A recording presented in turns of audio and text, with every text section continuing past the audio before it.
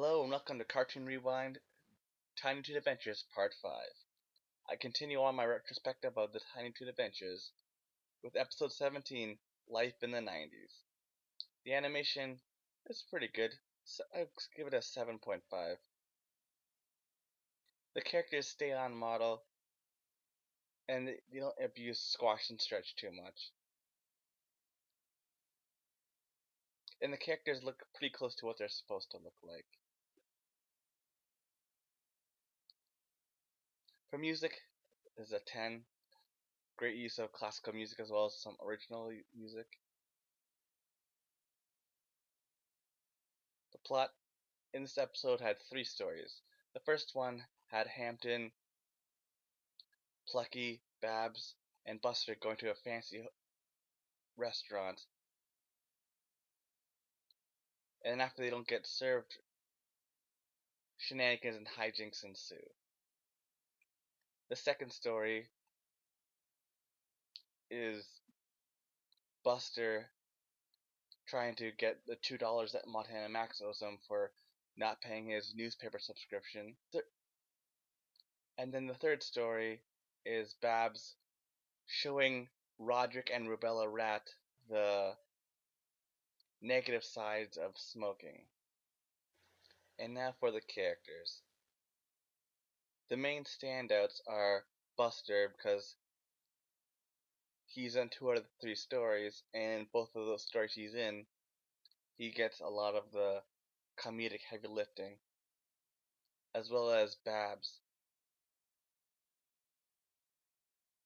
For overall enjoyment, I have to give this episode an 8.5. And now on to episode 18, Rock and Roar. In this episode, the animation is about a 7.5. It's a little rough in places, but it's consistent all the way through. And none of the characters are too off model, and the slapstick works for the most part.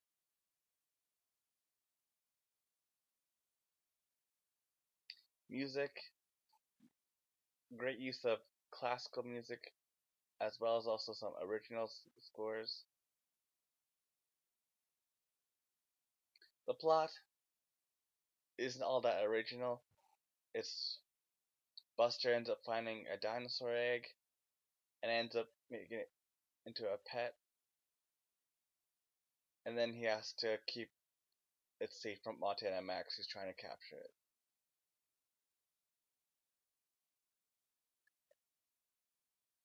It's very similar to a lot of plots involving dinosaurs that came out during this time period.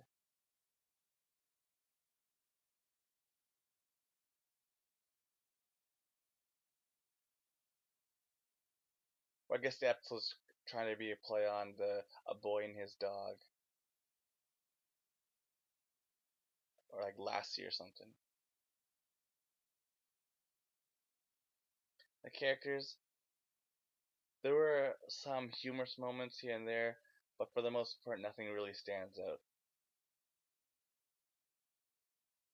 So I had to give this episode a 7.5 for overall enjoyment. And now we come to episode 19. Prom is her anything. This episode, the animation is pretty good. We're getting up near the top tier of animation again. This one, I have to give it an 8.5. Music, excellent, as it usually is. 10. The plot, the people of Acme Acres are getting ready for the big junior prom. So they have all the different characters all getting ready to go to the prom, and all the rigmarole that goes along with it, as well as being one of the few times where they actually get you to care about Elmira and actually kind of feel bad for her, which is saying something because that very rarely ever happens. The plot, I give it a 9. Characters, there are a lot of standout character moments and some really good gags and a lot of good jokes in this episode.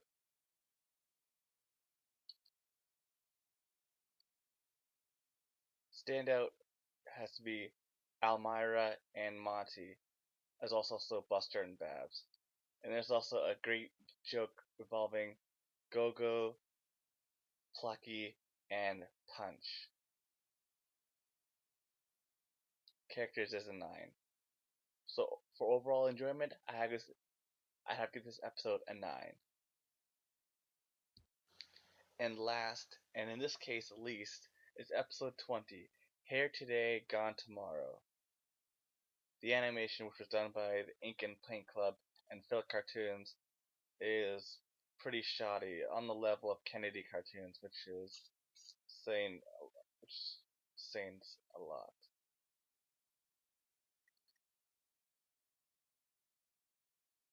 The animation was pretty bad for most of it. There were a few spots where the animation was actually decent, so I had to give it a 6. Music, fantastic as usual.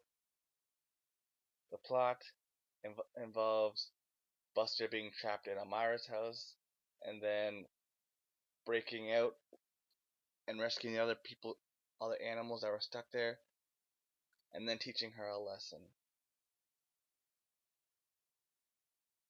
which is a plotline that gets used a lot in Almira episodes. So plot is a 6. Characters, the only character that really stood out in a positive way was Buster. If it wasn't for the great vocal performance by Charlie Adler, this would be a very forgettable episode.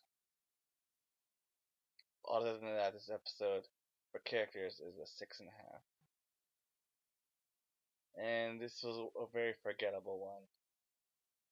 So for overall enjoyment, it had to be a 6. Well, till next time, see ya.